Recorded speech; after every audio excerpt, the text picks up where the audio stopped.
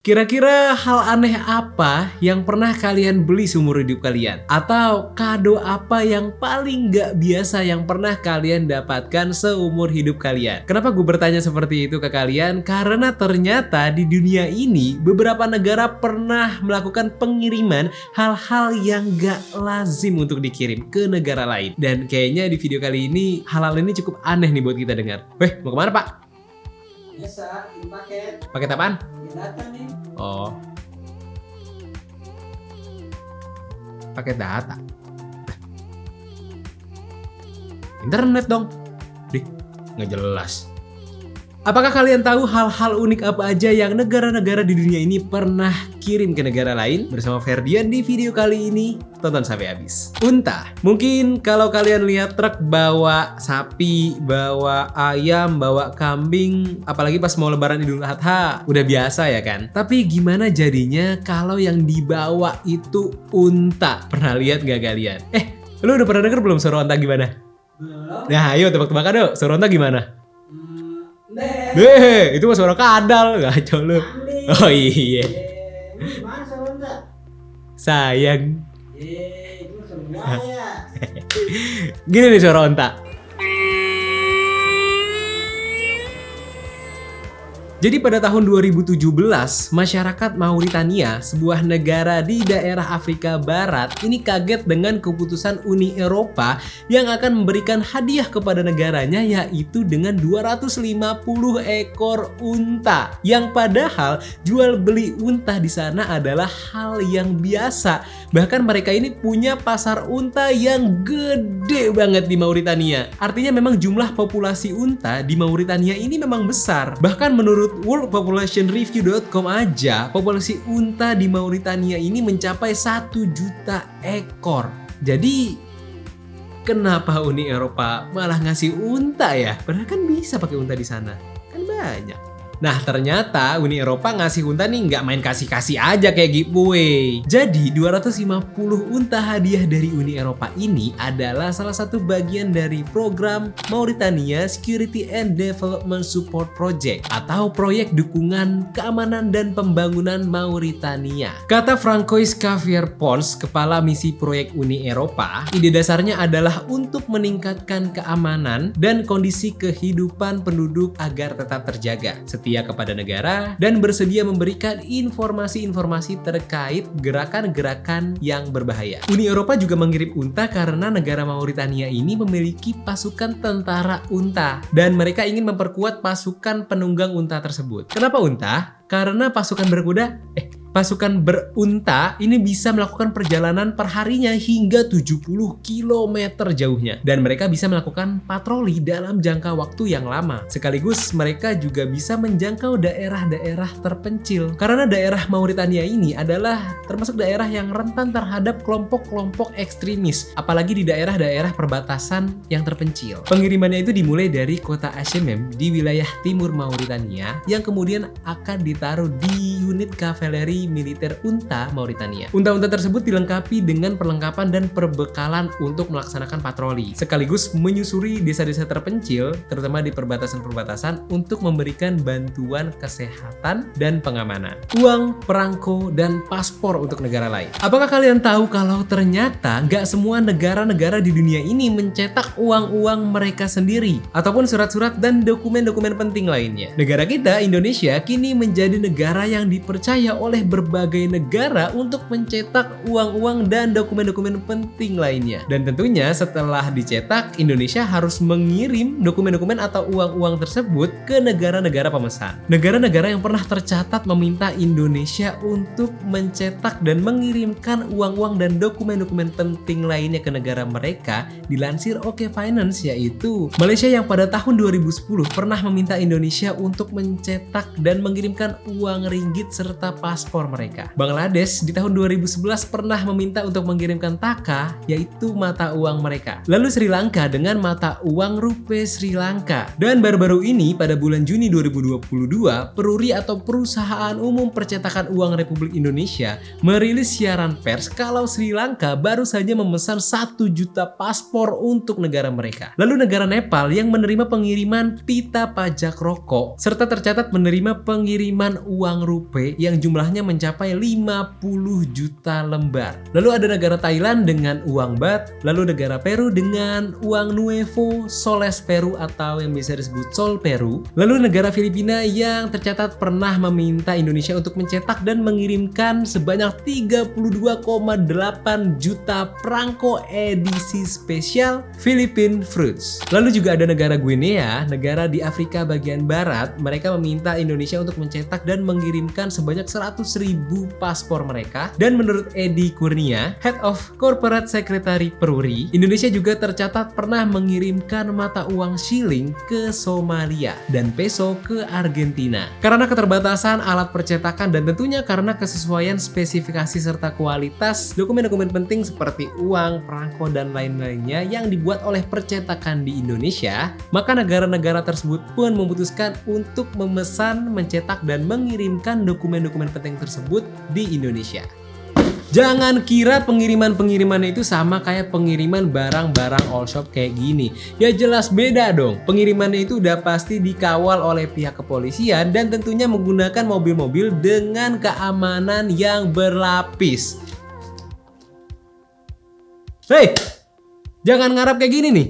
Ingat, pengamanannya itu berlapis. Jadi jangan ngarap ada uang jatuh kayak gini kalau ada rombongan mobil pembawa uang lewat. Ada suara sirine. Mobil bawa duit tuh, mobil bawa duit. Kaki katak. Siapa yang nggak tahu hewan satu ini nih? Hewan yang bagi sebagian orang dianggap menjijikan ini, yang namanya kalau kita balik nggak akan berubah, ternyata banyak digemari oleh orang-orang di Eropa, terutama orang-orang di negara Prancis dan Belgia. Menurut The Guardian, hal ini menyebabkan Eropa pada tahun 2022 mengimpor sekitar 200 juta katak dari seluruh dunia, termasuk Indonesia. Jadi nggak cuma uang, perangko, atau paspor aja nih yang harus dikirim sama Indonesia, tapi juga kaki katak. Bahkan negara Indonesia menjadi pengirim terbesar kaki katak ke Eropa. Sekitar 74% jumlah daging katak di Eropa adalah berasal dari negara kita, Indonesia. Kata Tempo.co, negara Perancis sendiri per tahunnya bisa menghabiskan sekitar 80 juta katak atau sekitar 4.000 ton katak untuk dikonsumsi per tahunnya. Kira-kira kalian banyak gak nih yang suka makan daging katak? Jujur gue belum pernah makan daging katak sih.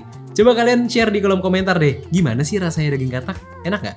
Urin serigala. Kalian gak salah denger dan gue juga gak lagi bercanda atau bohong. Karena ternyata negara matahari terbit alias Jepang pernah tercatat mengimpor urin atau air seni serigala. Tapi bukan serigala berbulu domba, apalagi ganteng-ganteng serigala ya. Udah mirip Aliando belum gue?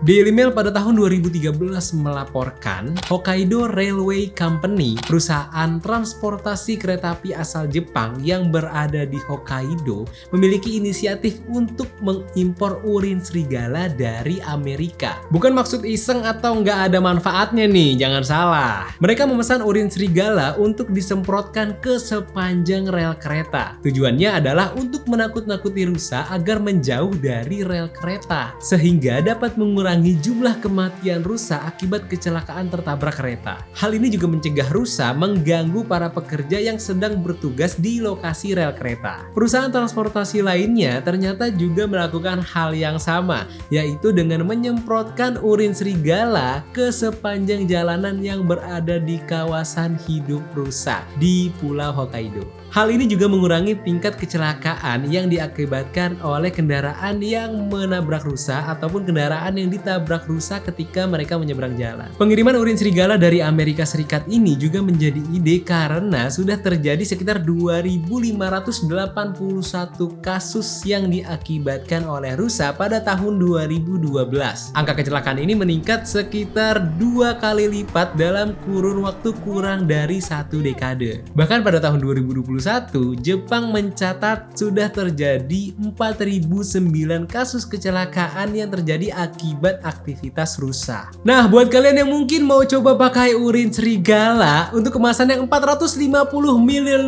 harganya cuma 30 US dollar aja. Buruan deh di check out sekarang, terutama untuk cewek-cewek nih ya. Walaupun gak ada rusa, lumayan ya kan buat ngusir buaya. Jadi kan bisa dipakai. Astagfirullahaladzim, ini apaan, bau banget. Katanya mau ngasih buaya. Kenapa jadi gua gitu?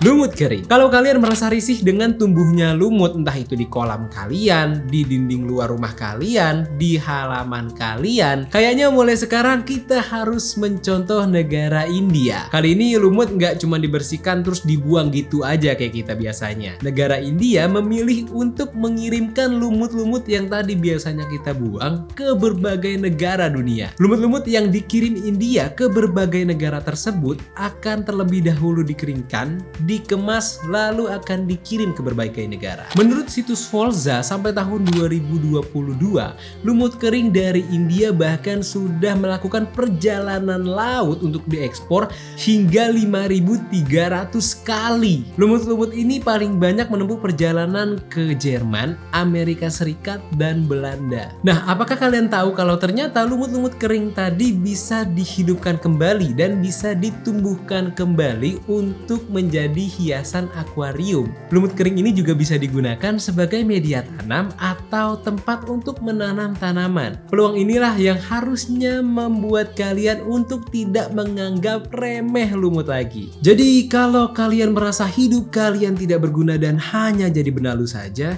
ingatlah, lumut aja bisa diekspor.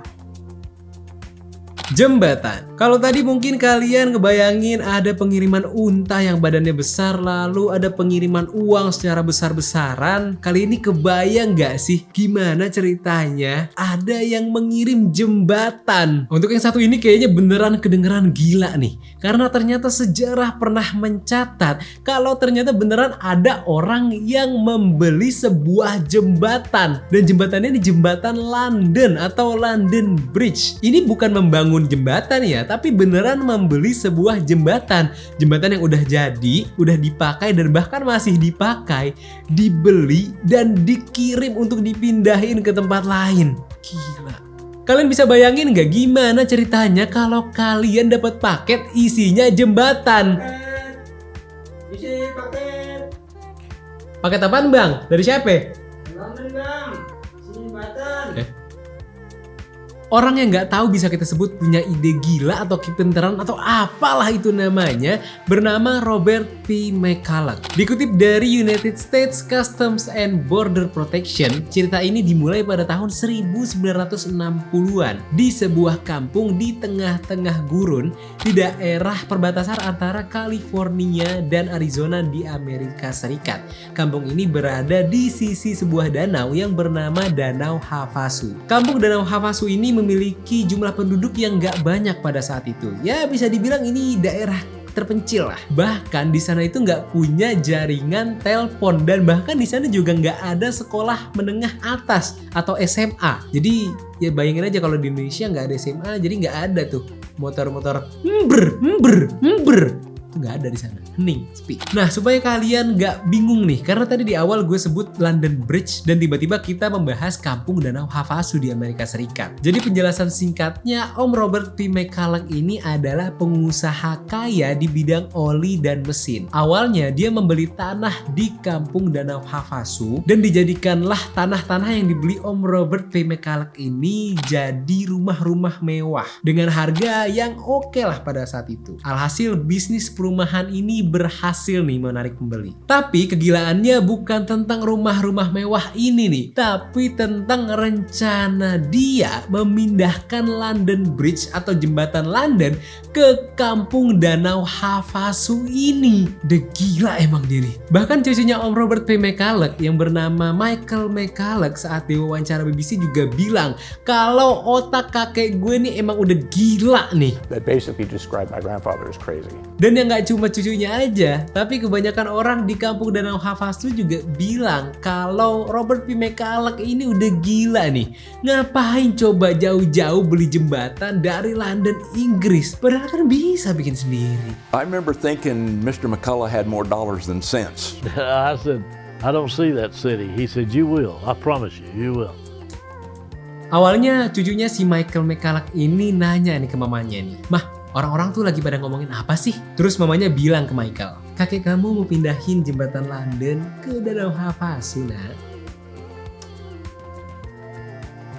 Gue kalau jadi Michael juga udah gak ngerti lagi dah kelakuan kakek gue. Ampun dah, pergi sana sini balik-balik bawa jembatan.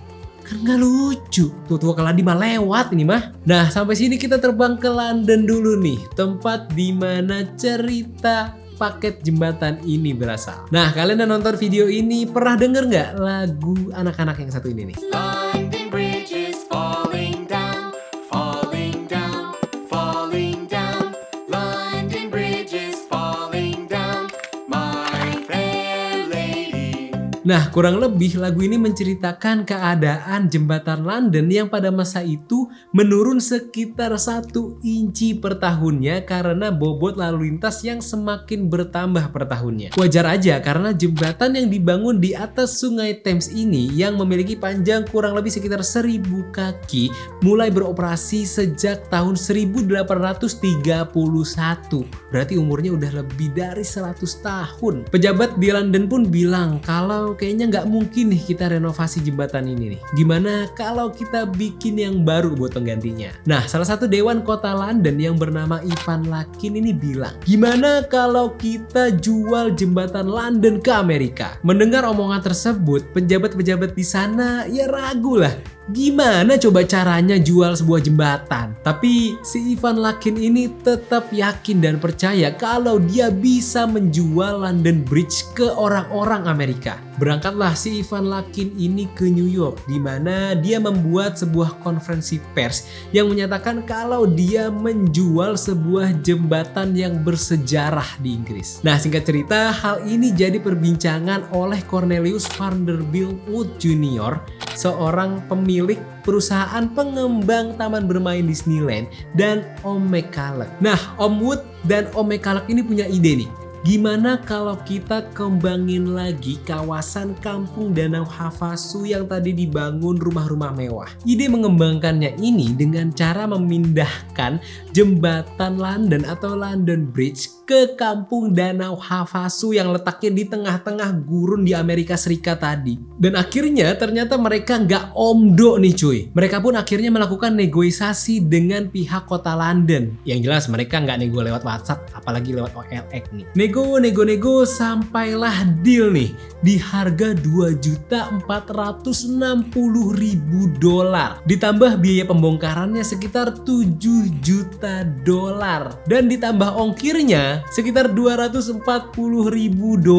Kalau ada voucher gratis ongkir kan lumayan ya itu. Apa nggak nunggu ada flash sale 12.12 aja dia?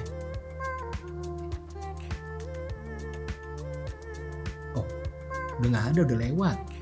Pantes.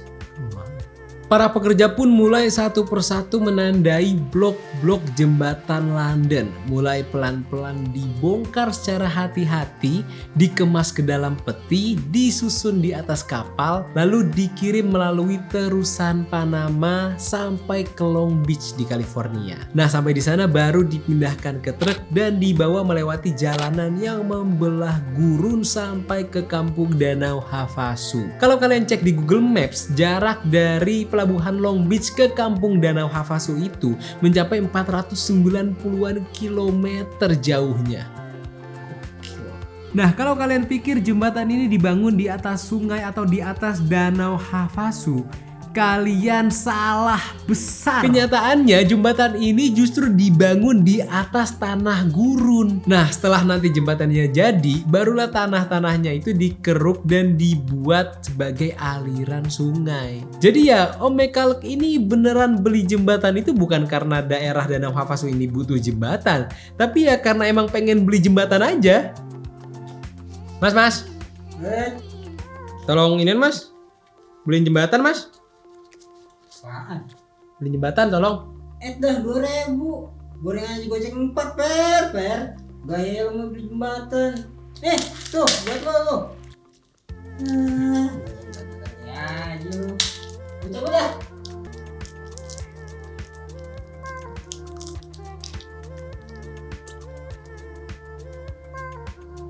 Menurut History.com, waktu sejak pengiriman hingga perakitan di Kampung Danau Havasu ini memakan waktu hingga 3 tahun. Hingga pada 10 Oktober 1971, jembatan buatan Inggris pun siap digunakan di Amerika Serikat. Ide gila ini yang awalnya dibecandain bahkan dianggap ide gila dan ide bodoh, ternyata berhasil membangkitkan kawasan Danau Havasu. Dan terbukti pada tahun 1975 terhitung sudah sebanyak 2 juta pengunjung yang bermain ke sana. Dan jumlah penduduk pun bertambah hingga mencapai 50.000 penduduk pada tahun 2018. Jadi dengan ini secara resmi saya mengubah ucapan Kampung Danau Havasu menjadi Kota Danau Havasu. Tepuk tangan.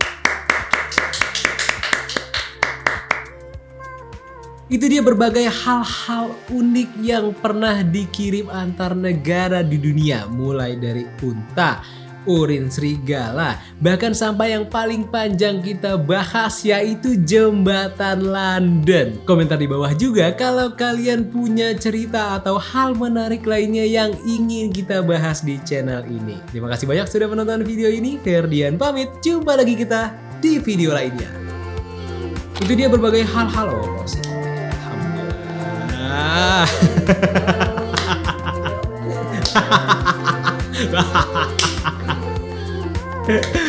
Aduh, gak berasa.